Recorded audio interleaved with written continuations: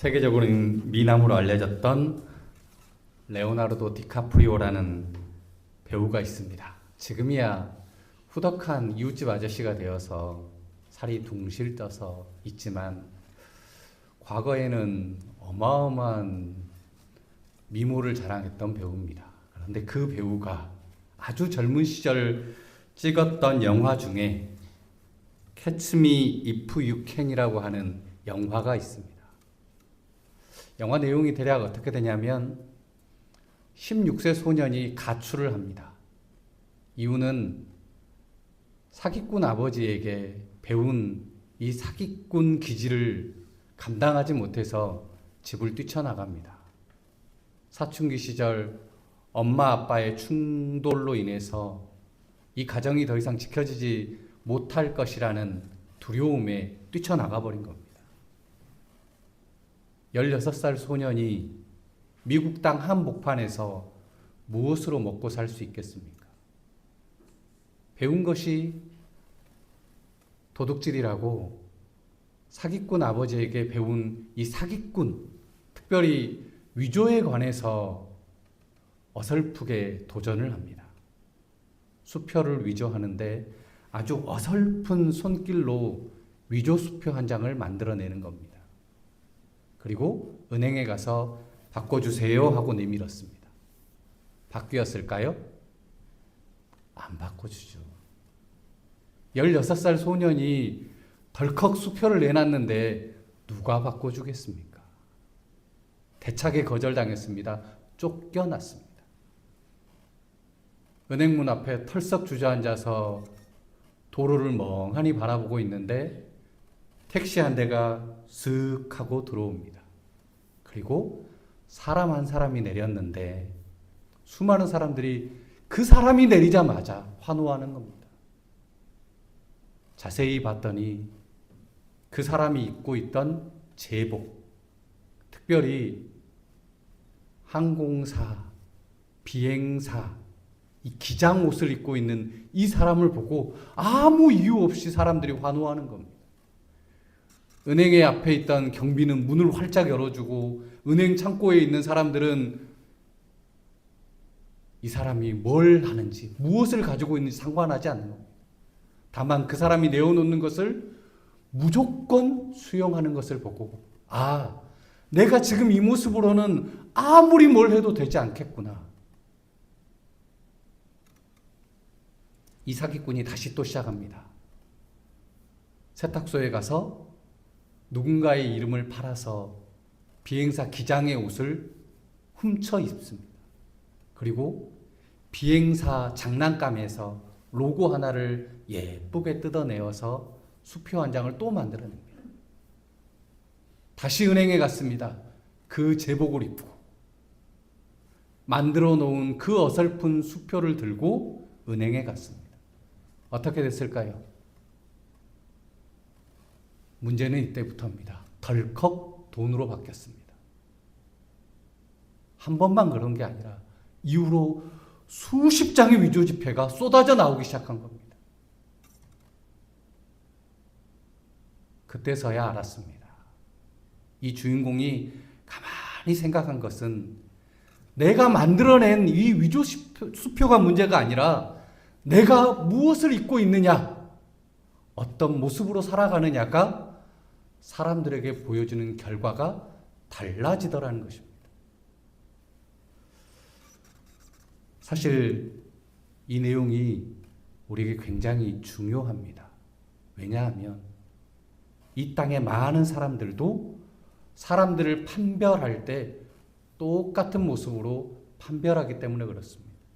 무엇을 입고 있느냐, 무슨 이름을 달고 있느냐가 그 사람을 새롭게 판단하더라는 것입니다.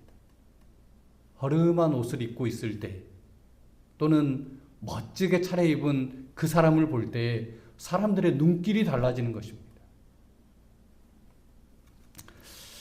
입고 있는 옷을 기준으로 사람을 판별한다는 것, 어쩌면 굉장히 슬픈 일일 수도 있지만 이것이 우리 그리스도인들에게도 중요한 신앙의 문제이기도 하기 때문에 그렇습니다.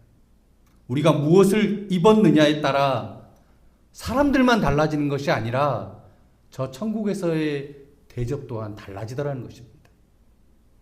오늘 본문에 보니까 옛사람을 벗어버리고 새 사람을 입으라 라고 명령하고 있습니다. 이 본문의 내용은 너무나 분명합니다. 너희의 썩어져가는 구습에 가득한 옛사람은 벗어버려라. 그리고 새 사람의 옷을 입고 살라라고 말합니다.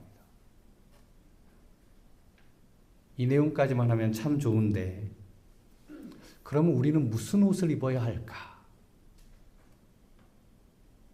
봄철이 되었으니까 이제 많이 고민하실 겁니다. 겨울 옷들이 이제 쓱 들어가고 오늘 내려다보니까 너무 따뜻하더라고요.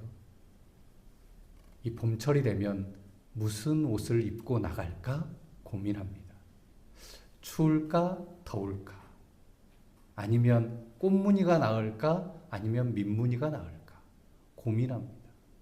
옷장 앞에서 서성거립니다. 우리에게도 동일한 고민이 생겼습니다. 무슨 옷을 입어야 새 사람이 될 것인가입니다. 오늘 주님은 새 사람이 입는 옷, 그 옷을 하나님께서 직접 준비하셨노라고 성경에 말씀하고 있습니다. 사실 오늘 본문은 제가 생각하고 있던 설교 내용을 정확하게는 캐치하기 위해서 따온 본문에 불과합니다. 다른 본문 3가지가 따로 있습니다. 오늘 이 옷들을 한 벌 한 벌 꺼내어 입어보겠습니다. 자, 오늘 첫 번째 옷. 그 첫 번째 옷을 꺼내 입기 위해 우리가 창세기 3장 21절 말씀 한번 같이 찾아보겠습니다. 창세기 3장 21절 말씀입니다.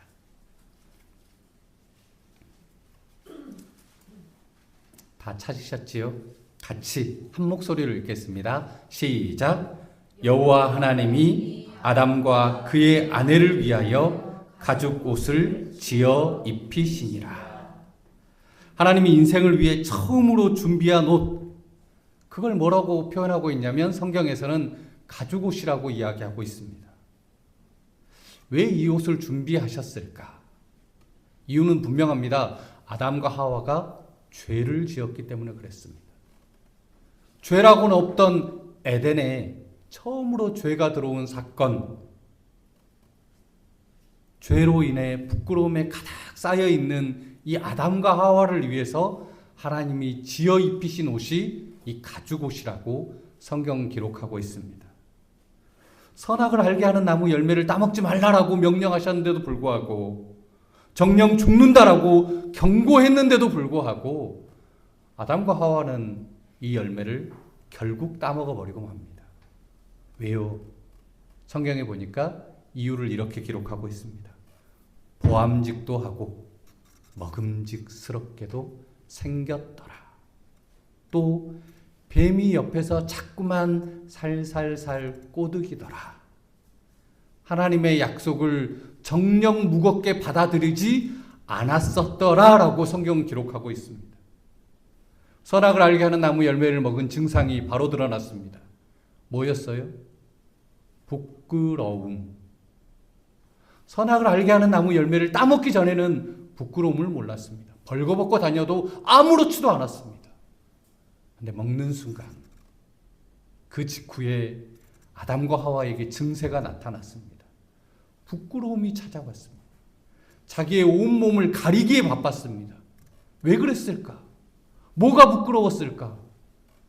벌거벗었다는 사실이 부끄러웠을까요? 성경은 물론 벌거벗어서 부끄러워서 가렸노라라고 기록하고 있습니다. 그 벌거벗음이 뭐냐? 죄로 인한 부끄러움, 그것입니다.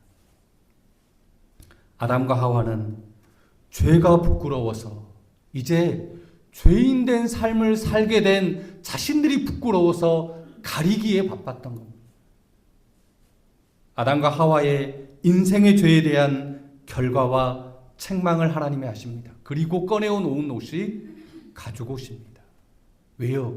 이 에덴에서 이제 더 이상 아담과 하와는 살 수 없기 때문입니다. 아담과 하와가 쫓겨납니다. 어디로 쫓겨나느냐? 에덴 저 밖으로.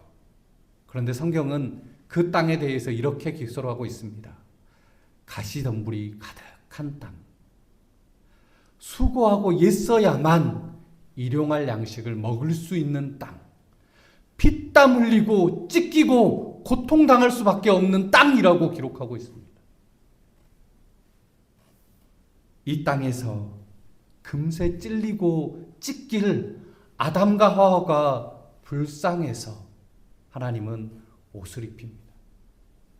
가죽 옷으로는, 나뭇잎 옷으로는 도무지 가릴 수 없는 그 상처 생길 수밖에 없는 온몸을 덮기 위해서 하나님은 가죽옷 한 벌을 끄집어내는 것입니다.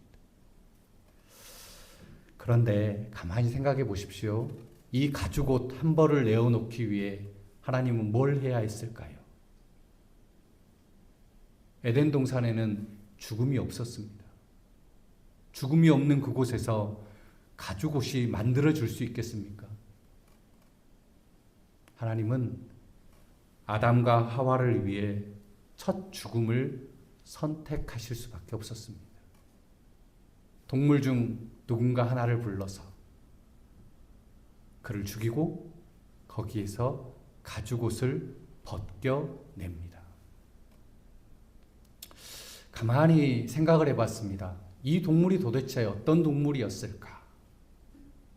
그러다가 머문 생각이 구약 성경에는 가장 귀한 동물로 여김받고 또 신약 성경에 오죽하면 이 동물을 빗대서 예수님을 이야기합니다. 그 동물이 뭐예요? 어린 양. 어린 양. 첫 피를 거기에서 흘립니다. 어린 양 예수가 인생, 티끌 인생을 위해서, 마른 막대기 같은 인생을 위해서, 죄로 죽을 수밖에 없는 인생을 위해서 기꺼이 자신을 벗어버리고 인간을 위한 희생제물로 그들을 덧입히는 도구로 내어지셨다. 이것을 뭐라고 표현해야 될까요? 첫 번째, 이 가죽옷의 이름을 저는 이렇게 지었습니다. 은혜. 은혜라는 말 외에 어떻게 설명할 수 있겠습니까? 은혜가 아니고서는 도무지 설명할 수 없는 이 주님의 희생을 무엇이라고 말할 수 있겠습니까? 그런데 성도 여러분, 이 옷을 입는 순간을 보십시오. 좋을 때가 아니었습니다. 행복했을 때가 아니었습니다. 죄로 실패할 때, 에덴 밖에 가시덤불 세상으로 나가기 직전에, 피땀 흘려 살기 위해 애쓰기 직전에, 그 두려운 순간에 주님은 아담과 하와에게 은혜를 입히십니다. 우리가 입을 은혜의 순간도 바로 이런 때입니다. 행복하고 복될 때, 그때 은혜라고 우리는 많이 얘기합니다. 그러나 하나님은 우리에게 말씀하십니다. 은혜를 입을 때는 너희가 쓰러지고 넘어지고 좌절했을 그때라고 말씀하십니다. 아프십니까? 힘드십니까? 은혜 받을 때입니다. 예수고 노력했는데 결과가 나오지 않았습니까? 은혜 받을 때입니다. 우리가 약하고 무너졌을 때, 그때 주님은 말씀하십니다. 은혜를 입으라 라고 말씀하십니다. 성도 여러분, 은혜는, 하나님의 은혜는 우리가 가장 낮아지는 순간, 가장 힘겨운 그때에 우리를 덮었다라고 말씀하고 있습니다. 다윗이 은혜를 너무나 잘 노래합니다. 그런데 다윗의 노래는요, 가장 힘겨웠던 시절입니다. 돌틈 사이에서, 광야 저 구석에서 은혜를 노래합니다. 오늘 우리 모든 성도들도 이런 은혜를 입는 귀한 사순절을 보내기를 간절히 원합니다. 사순절을 보내면서 힘겹고 어려울 때마다 옷장 문을 열어놓고 주님, 은혜로 나를 덮어주십시오, 간구하시는 우리 모두가 되시기를 간절히 원합니다. 두 번째는요, 출애굽기 28장 2절 말씀입니다. 한번 같이 찾아보겠습니다. 출애굽기 28장 2절 말씀입니다.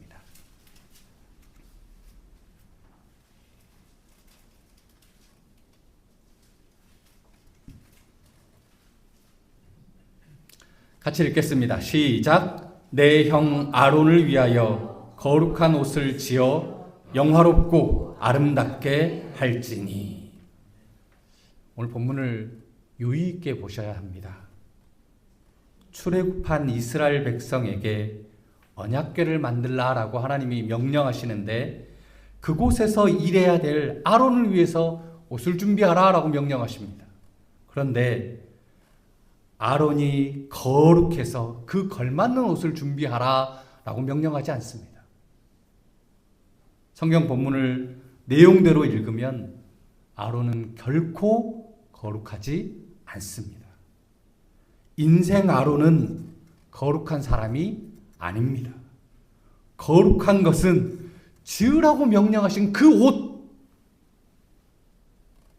주인공이 아론이 아니고 그 옷이라고 오늘 성경은 기록하고 있는 것입니다. 우리가 생각하기에 거룩해야 할 것은 옷이 아니라 아론일진데 혹 하나님이 잘못 얘기하신 거 아니야?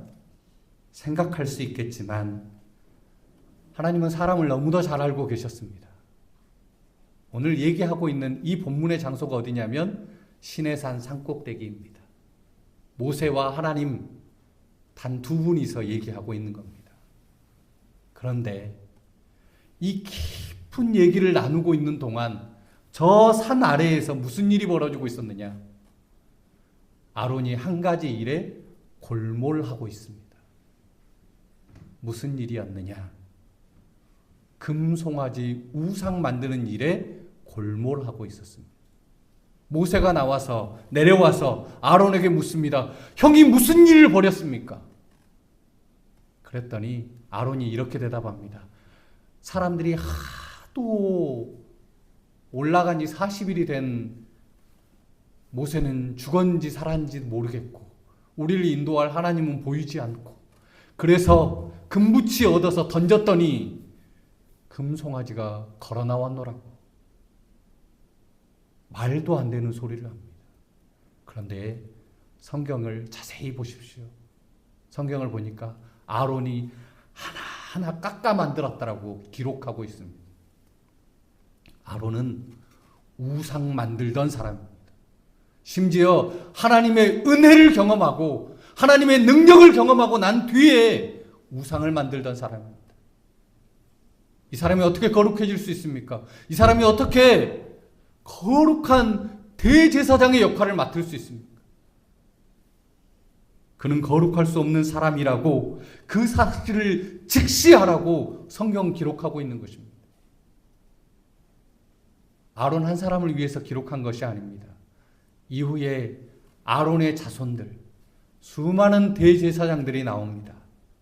그런데 성경의 기록에 보면 그 허리춤에서 나온 사람들은 다 그 영향을 받았다라고 기록합니다. 아론의 허리춤에서 나왔던 수많은 아론의 자손들, 다 뭐하던 사람들이라고요? 우상 숭배하던 조상의 피를 받았던 사람, 거룩할 수 없는 사람이다라고 성경은 명확하게 기록하고 있는 것입니다. 너희가 거룩한 척 할 수 있느냐? 아니다! 너희는 거룩한 사람이 아니다 라고 말합니다. 그들은 죄인입니다. 마치 우리가 하나님 앞에 죄인인 것처럼 말입니다. 그러나 아론은 죄인임에도 불구하고 하나님의 언약궤 앞에 나아가 하나님을 만나고 다시 하나님의 기적을 체험합니다. 하나님의 사람으로 쓰임을 받게 된 것입니다. 어떻게 해요? 하나님이 지어 입히라고 한 그 옷. 성경 뭐라고 하냐면 그 옷을 입힌, 그 거룩한 옷을 입힌 아론이 그 옷 때문에 아름다워졌노라고 기록합니다.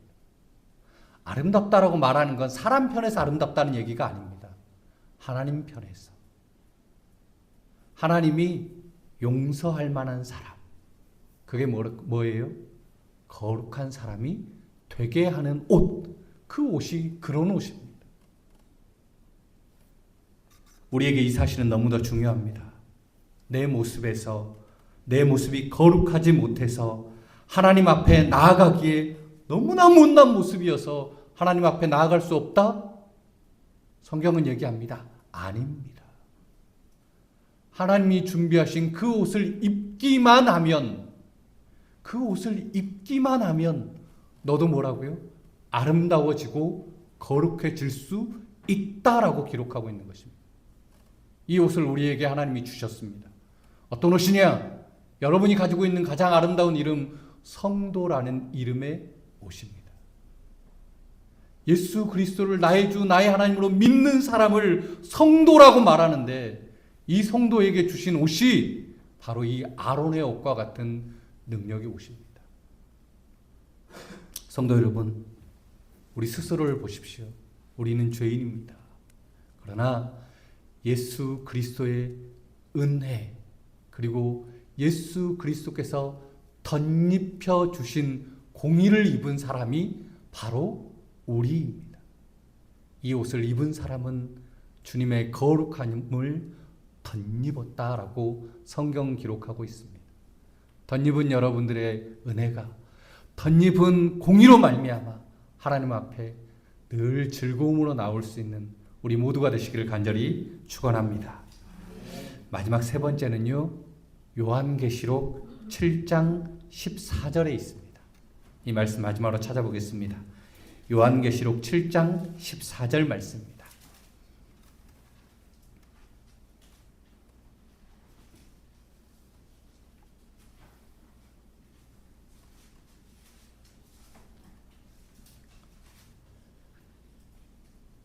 찾았으면 함께 읽겠습니다. 시작. 내가 말하기를 내 주여 당신이 아시나이다 하니 그가 나에게 이르되 이는 큰 환난에서 나오는 자들인데 어린 양의 피에 그 옷을 씻어 희게 하였느니라.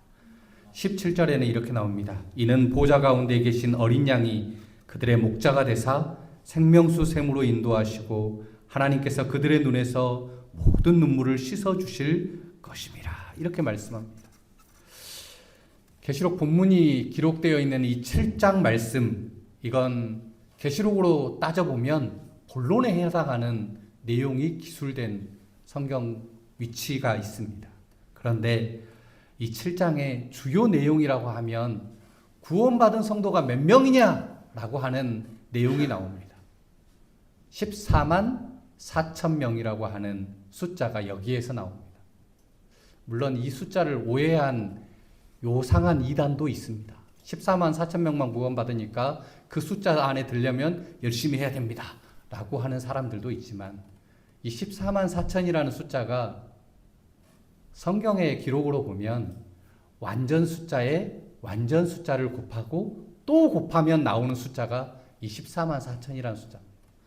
완전한 구원에 완전한 구원을 곱하고 또 완전함을 더했더니 나오는 숫자가 이 14만 4천입니다. 하나님은 구원하실 때 구원하기로 하는 그 성도들을 완전하게 구원하신다. 이 뜻이 이 계시록의 해석입니다. 숫자가 몇 명이다라고 기록한 것이 아니라 하나님의 구원은 선택한 그 백성들을 구원하기에 완벽하게 행하신다라고 이야기하는 것입니다. 그런 그들이 어떤 옷을 입었다라고 기록하냐면 오늘 본문에 흰 옷을 입었다라고 기록합니다. 요한에게 장로 중 한 사람이 질문합니다. 이 흰 옷 입은 사람들이 누구냐? 요한은 이제 처음 봤는데 어찌할겠습니까? 그래서 대답합니다. 당신이 아십니다. 가르쳐 주려고 질문하신 거잖아요. 얼른 가르쳐 주세요 라고 얘기합니다. 그랬더니 장로는 그들에 대해서 이렇게 얘기합니다.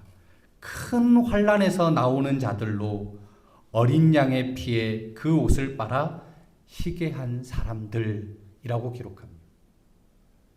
빨간 피에 옷을 빨았는데 희고 깨끗한 옷이 나왔다라고 기록합니다. 도대체 그 피가 누구의 피예요? 예수 그리스도의 보혈로 씻겨진 사람. 오늘 성경은 이 사람을 이렇게 기록하고 있는 것입니다. 예수 그리스도의 피로 새로워진 옷, 깨끗한 흰 옷을 입었다라고 기록하고 있습니다. 흰 옷 입은 성도들, 계시록에서 이 색깔도 굉장히 중요합니다.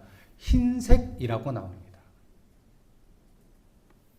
계시록 2장에 보면 주님께서 서머나 교회에 이렇게 명령하십니다. 버가모 교회네요. 버가모 교회에 이렇게 명령하십니다. 너희가 주의 이름을 끝까지 붙들면 흰 돌을 주겠다라고 말합니다. 흰색이라고 얘기해요. 길거리에 툭툭 트이는 수많은 돌 중에 흰색 돌을 준다라고 얘기합니다. 물론 성경학자들마다 이 흰 돌이 뭐냐에 대해서 참 고민이 많습니다. 그런데 가장 큰 해석은 이 흰 돌, 거기에 쓰여져 있는 새 이름이 있는데 잔치 자리에 참여하는 사람들에게 주는 초청장이라는 의미를 가지고 있습니다. 자, 주님이 잔치 자리에 우리에게 초청하기 위해서 이 희고 깨끗한 것을 내어놓겠다라고 말합니다. 이 돌을 받아들고 잔치에 갑니다. 그러면 이스라엘 예법대로 하면 주인이 준비한 옷을 줍니다. 마태복음에 보면 임금의 잔치에 참여받은 사람들 중에 이 옷을 입지 않은 사람이 있었습니다. 주인이 묻습니다. 왜 입지 않았느냐? 그럴 때 우물쭈물하는 그 사람을 주인이 바깥 어두운 것으로 쫓아내라라고 명령합니다. 이 옷이 뭐길래? 이 옷이 뭐길래? 예법을 자세히 살펴보면 이 옷은 대체적으로 이스라엘 땅에서 구하기 어려운 흰 모시 옷. 모시를 쪼개고 세탁해서 만든 희고 깨끗한 옷을 준비해 놓는다고 합니다. 그리고 그 사람의 겉옷과 상관없이 그 위에 입혀 놓는 것입니다. 왜 이런 옷을 입히느냐? 이스라엘 잔치는 보통 일주일, 짧게는 3일, 길게는 열흘, 보름씩 이어지는 긴 잔칫날이 연이어서 벌어집니다. 이 잔치에 참여한 사람이라는 의미가 바로 이 옷입니다. 이 사람은 이 잔치에서 무슨 짓을 해도 됩니다. 왜요? 주인이 허락한 옷을 입었으니까. 오늘 성경이 이걸 얘기하고 있는 것입니다. 주님이 흰 옷을 입혀주셨다라고 말합니다. 희게 하기 위해서 자신의 피로 씻기고 또 씻겨서 준비한 옷을 입혀놓으라고 말씀하고 있습니다. 그리고 천국 잔치에 초대하고 계십니다. 오라라고 말씀하십니다. 이 잔치에 같이 들어가자라고 말씀하십니다. 주님의 잔치는 끝나는 날이 없다라고 성경은 기록하고 있습니다. 끝날 날이 없는 이 잔치에 우리를 초대하고 계십니다. 그런데 성경에 보니까 더 재미난 기록이 나옵니다. 이 사람들이 주님에게 뭐라고 말씀하시느냐? 주님, 우리 억울함은 언제 풀어주시겠습니까? 라고 질문합니다. 저 세상에서 살면서 그 환난 가운데 던져졌던 우리의 억울함, 우리의 애쓰고 수고한 그 수고를 언제 갚아주시겠느냐라고 주님께 질문합니다. 그랬더니 주님이 뭐라고 말씀하시느냐? 이제 곧 갚아주겠다. 여러분, 우리의 소망이 여기에 있습니다. 지금 힘겹고 힘들고 어렵습니까? 교회 다니느라 또 예수 믿는다는 이유로 손해보고 있습니까? 주님 말씀하십니다. 이제 곧 갚아주겠다. 이제 곧 내가 너에게 그 모든 것을 돌려주겠다라고 말씀하고 계십니다. 내가 지금 어렵습니까? 주님 말씀하십니다. 너의 보화가 저 천국에 쌓였노라. 지금 우리가 손해봤습니까? 너의 보화가 보화가 저 천국에 쌓였노라라고 말씀하고 있습니다. 사랑하는 성도 여러분, 우리가 이런 성도들이 다 되시기를 원합니다. 이 땅을 소망 삼아서 사는 사람이 아니라 저 천국에 쌓여있는 소망의 보화를 바라보면서 사는 우리 모두가 되시기를 간절히 원합니다. 제가 제 가족 중에 참 사랑했던 분이 있는데 제가 가장 많은 사랑을 받았던 할머니입니다. 그런데 할머니가 돌아가시기 몇 해 전쯤부터 저에게 옷을 한 벌 꺼내어 보여주는 겁니다. 수의라고 말하는 이 옷을 옷장 저 위에서 내려서 한 번씩 꺼내보고 하시는 겁니다. 저는 그때 그 옷이 참 꼴보기 싫었습니다. 제가 사랑하는 할머니가 돌아가실 준비를 한다는 것 자체가 저에겐 참 아픈 이야기였습니다. 그러다가 제가 목사 안수를 받고 여수로 또 전주로 부목회자 생활을 하기 위해서 떠나 있는 동안 할머니가 또 다른 옷을 준비했노라라는 소식을 들었습니다. 그 옷은 뭐였느냐면 평생 교회라고는 가까이 해본 적 없던 할머니가 교회를 나가기 시작했노라라고 연락이 온 겁니다. 그리고 나서 그 주일을 맞이하기 직전 그 밤에 우연히 꿈을 꾸다가 할머니가 돌아가셨다는 것을 언뜻 깨닫게 됐습니다. 밤에 한참 잠이 들어있는 사이에 할머니가 가까이 오셔서 흰 옷을 입고 저에게 십자가 모습을 보여주면서 저를 멀리 떠나시는 겁니다. 그리고 나서 깨어서 문득 생각한 것은 할머니가 돌아가셨구나. 그리고 난 뒤에 그 주일 아침이 되었을 때 전화가 왔어요. 정말로 할머니가 돌아가셨더라고. 주일을 맞이하고 있는 부목사가 갈 수는 없는 노릇이어서 주일 예배가 다 끝난 저녁 시간이 되어서야 그제서야 할머니 빈소로 찾아뵈었지만 문득 드는 생각이 있었습니다. 하나님이 이제 나에게 걱정하지 말라고, 저 천국의 소망을 입은 성도가 여기에 있노라라고 말씀하기 위해서, 가르쳐주기 위해서 나에게 이 꿈을 꾸게 하셨구나라는 생각을 문득 해보게 되었습니다. 성도 여러분, 우리가 입고 있는 옷이 이런 옷입니다. 여러분의 옷장을 한번 열어보십시오.